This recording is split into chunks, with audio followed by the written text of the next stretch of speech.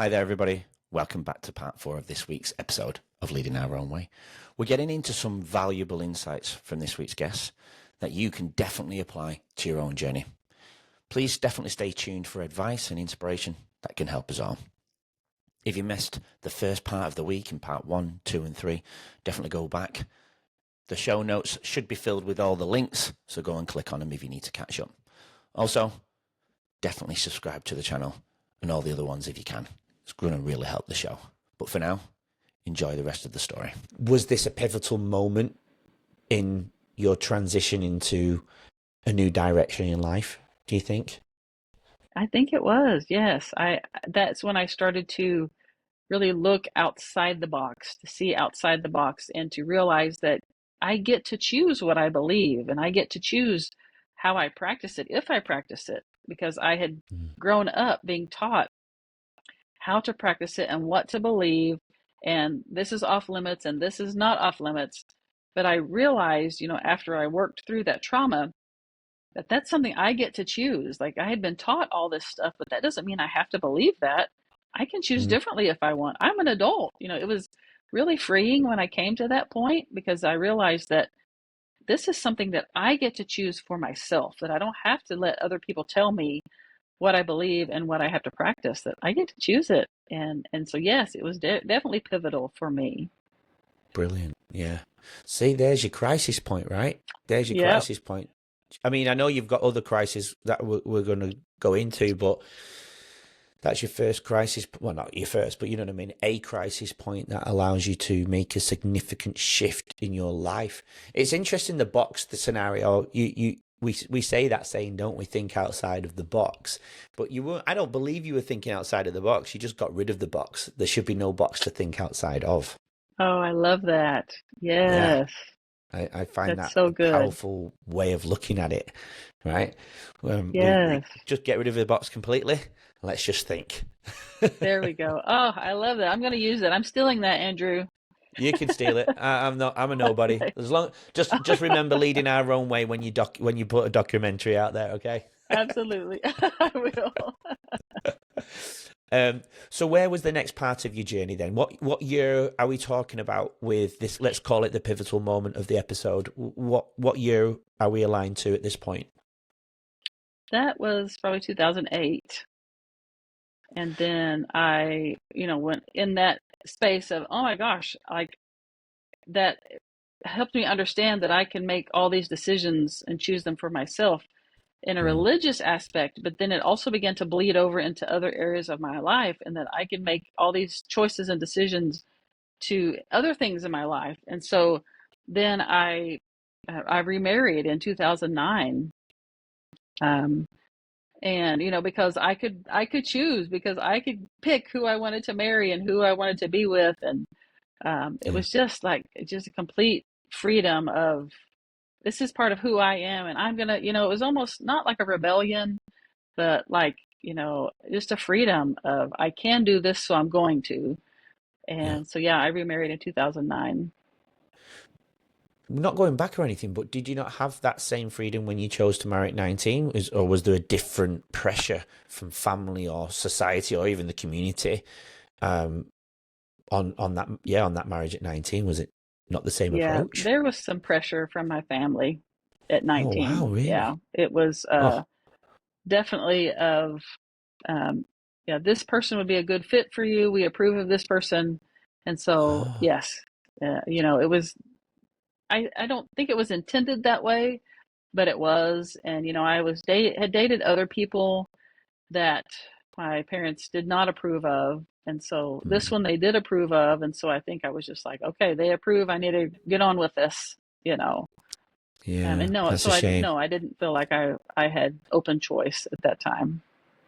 Only you can tell energy, right?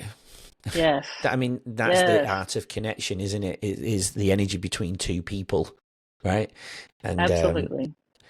and how do you create connection? It's one of my guest top breaks it down as recognition, expression, and understanding.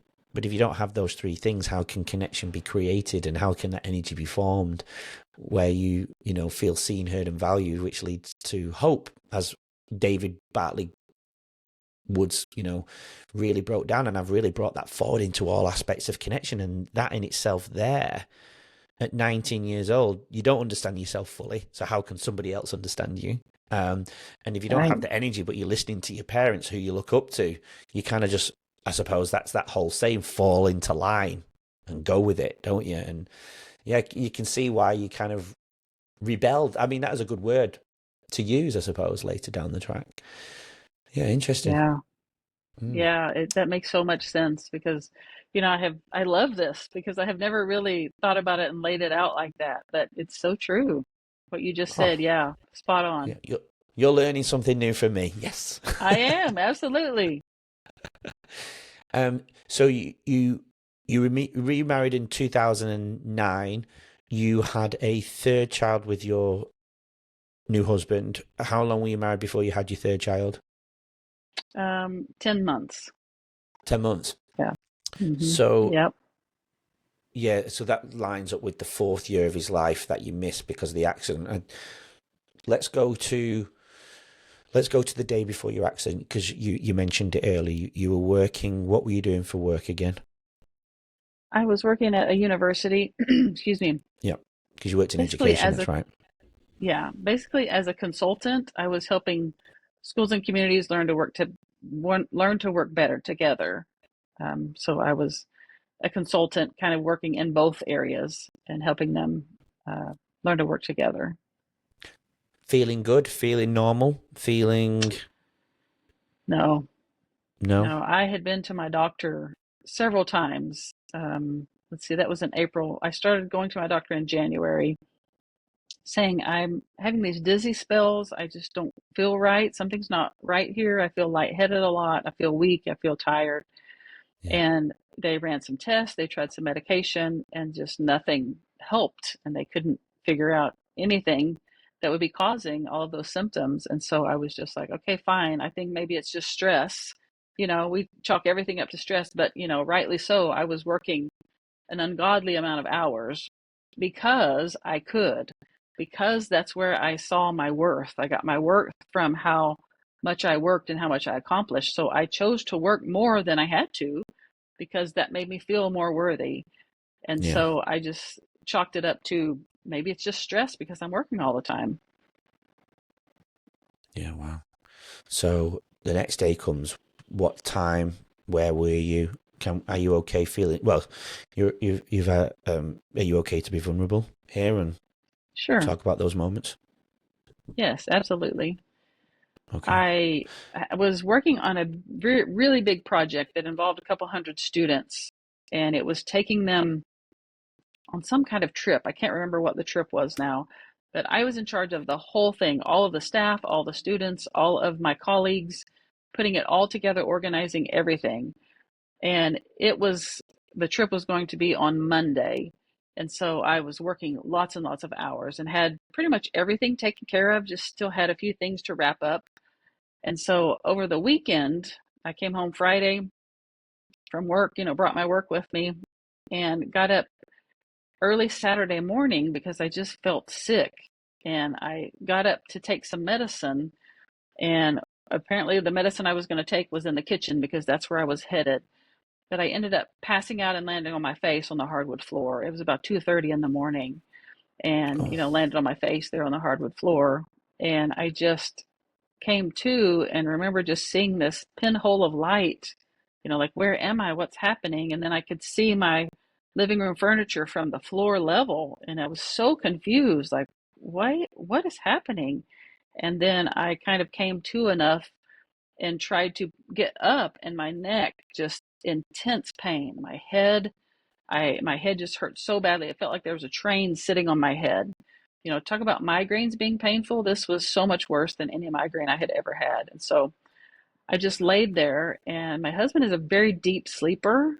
And I thought, there's no way I can wake him because I really couldn't even talk. I just started moaning. I was like, oh. And he was there like in a flash. I was just shocked at how quickly he just showed up right there. I could just see his feet.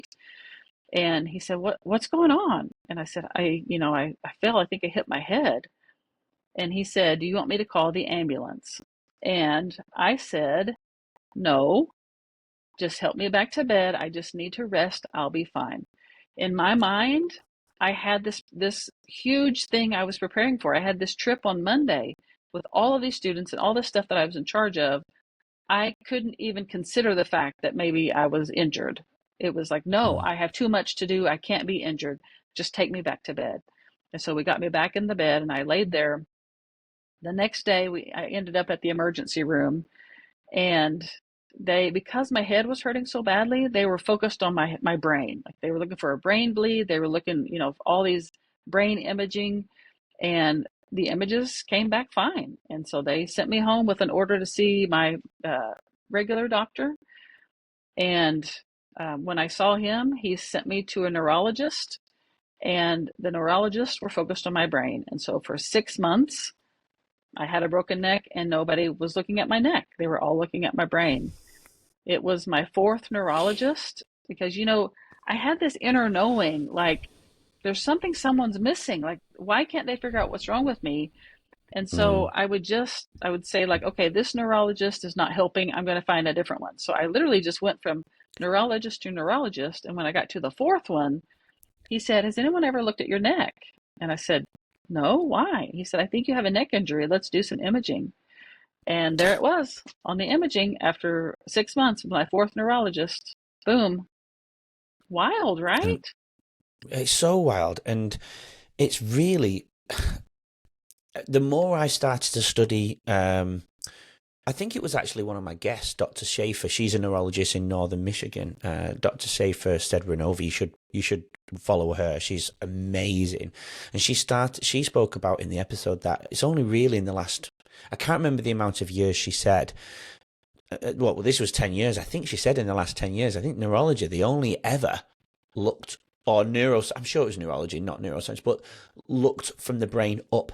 They never looked at the part of the body down.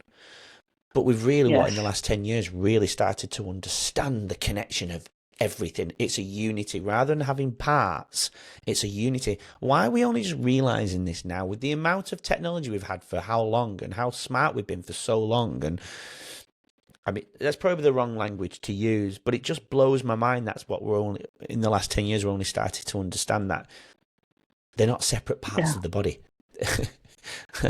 It's so true. I will say this, that one of my physical therapists does cranial sacral therapy. I don't know if you're familiar with that, but I No. was seeing him for my migraines, and he began to work on my legs. And I said, why are you working on my legs? It's my head that hurts. And he said, because the body is one unit. This Yeah. is where you're affected the most, in your legs. And Andrew, my headache started to get better when he started working on my legs. Yeah, it's all connected. All connected. But even your thought process, like, why are you down there when it's up here? Yeah, You were even thinking the same thing, yes. right? I was questioning it. Yeah. Yeah. And it's like when my mum's skin used to itch really badly, and it was because her liver was trying to talk to her. Right? Wow. Unity.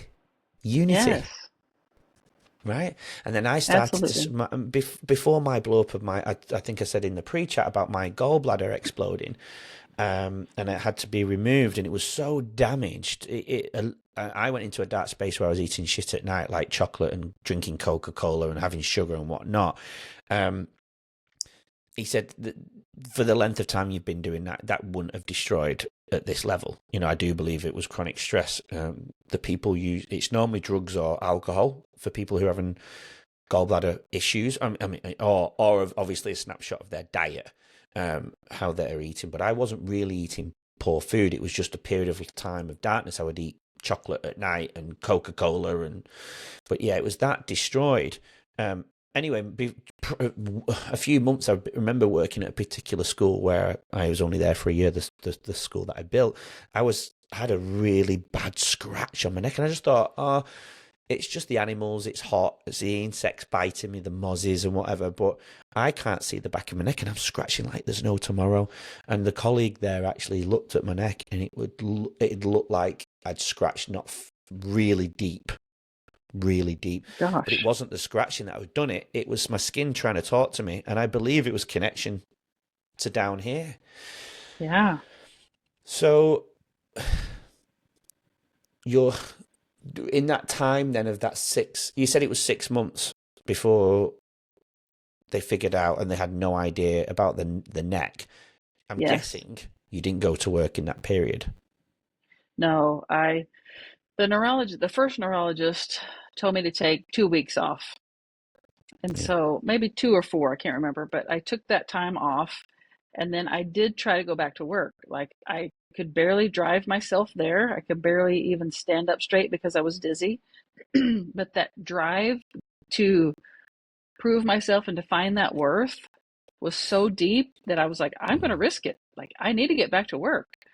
And so I don't know how I drove myself there safely, honestly, but I drove there to work, went to work one day, and everybody was like, "You look, not to be rude, but you look horrible. Like you look miserable. You've got to go back home." And they literally sent me back home. And so yeah, I they held my position for several months because I kept hoping and hoping that I would get better, and I just wasn't able to ever go back. I still can't hold the full-time job because I can only hold my head up for a few hours at a time and I have to rest a lot. Yeah, So, wow. yeah, it's been a challenge. So they had to let that position go, did they? Yeah, That's a shame, isn't it? yeah, it was Um, hard. was there no option of going to part time a little bit further down the track? I'm guessing you couldn't work even part time at that point, could you? No, I couldn't. I was No. in a wheelchair at that point. I couldn't even walk because I would fall because I was so dizzy and lightheaded. I do have a couple of pictures here, Amy, that I think is probably a good time to share with the Okay, audience, if that's okay. Um, sure. these are the ones I found on your social media. I think you probably sent me one of these too. There's, it's not, it's not the wheelchair, is it? Is Oh, this what that's you the use walker. now? Yeah. That's the walker. I used that, oh gosh, until I had my most recent neck surgery in February of this year, which is about 6, 7 months ago. And since then, I no longer need to use any kind of walking aid. So I can walk on Oh, my own now. beautiful. So before Yeah, that, before 7 months ago, then you were using that what every day to get I around? was using it if when I would go out in public or if I was had to walk a long ways, because my balance just wasn't quite what it needed to be. But yeah, That's amazing. I'm really really happy for you. thank you. I'm The excited. Yeah, and you look excited too. You had to wear a. Did you? Is this more recent, or was this near the time where you had to wear the collar? This was from my most recent neck surgery. I Ah, not 9 months after the accident, I had surgery in the front, and they put in a plate and 8 screws. And then just 7 months ago, I had surgery in the back, where they put in another plate and 8 more screws, so that I have 2 plates and 16 screws holding my neck together now. And I don't feel like a bobblehead anymore. I can hold my head up and feel more stable. So yeah, it has been amazing. it has been a wonderful. My neurosurgeon used the word remarkable. He said, "You are just remarkable," because in the hospital from that most recent surgery, I didn't need any pain medication.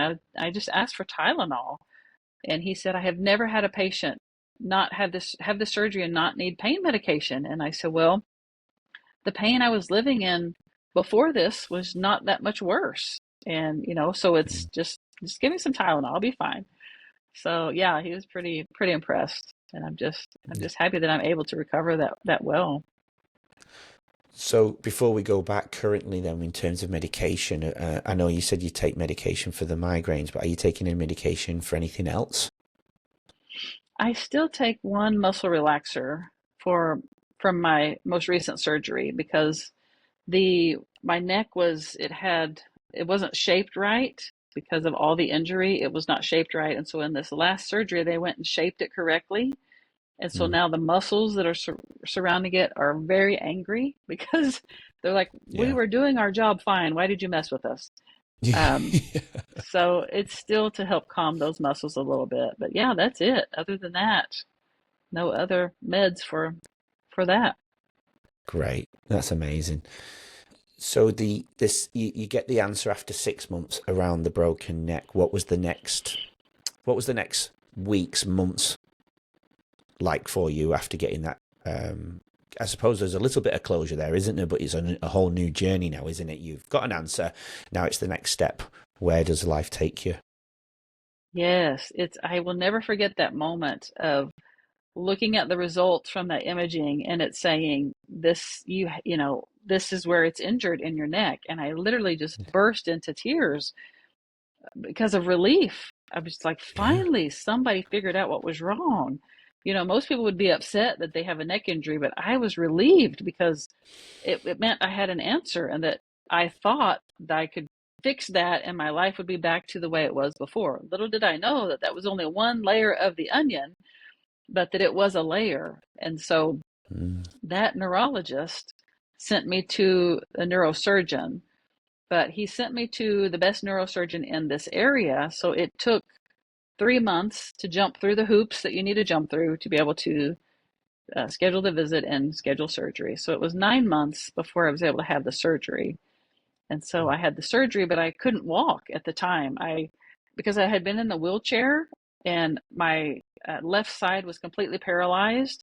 You know, things just started to deteriorate very quickly and I couldn't walk. And so after the next surgery, my neurosurgeon kept me in the hospital for 2.5 weeks in the in-house rehab to help me learn to rewalk, to help me relearn to walk. And I went into the hospital in a wheelchair, and I left the hospital with a walker, like you showed in the picture. And then it would be my trip to the brain center in Dallas that would teach me to walk without any kind of device at all.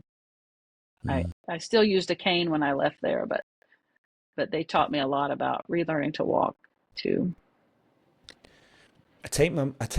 My mind, I take myself back to our pre-chat, and I know if anyone's listening, they're wondering, one, did the fall break the neck, or was there something going on that caused you to drop? I suppose we're looking for answers. Why or what happened? Why did this happen in the first place? That was, my doctors called that the $1 million question. For Mm. 6 years, I asked every doctor I saw, and I saw lots of them, what caused me to pass out. And they didn't know. Nobody had an answer for me. And until I began doing all this research on my own. I advocated for myself very, very heavily because nobody could figure this out. I was like, I'm going to find someone who knows what tests to run to see what it is I have or what happened. And so, through all of my own research and advocacy, I was led to a cardiologist, and the cardiologist ran a test and figured out that I have, it's called POTS or dysautonomia, which is a dysfunction of the autonomic nervous system. I have always had pretty low blood pressure, but what this condition does is it makes your blood pressure bottom out and you pass out sometimes. I had passed out a couple other times in my life, but I never really contributed it to anything. It didn't really amount to anything. And after 6 years of searching, we did this test and they're like, this is it. This is what happened. You had a POTS episode and your blood pressure bottomed and you passed out. So yeah, 6 years. So the fall, because originally I was thinking it was already some damage to the neck before the fall, and that contributed to the blackout. And you obviously land on your face and you get injuries from that anyway. But now with that explanation, I'm starting to think the fall did do the damage to the neck. I Do you believe know? it did the Yeah. main part of the damage. I was thinking about this the other day, and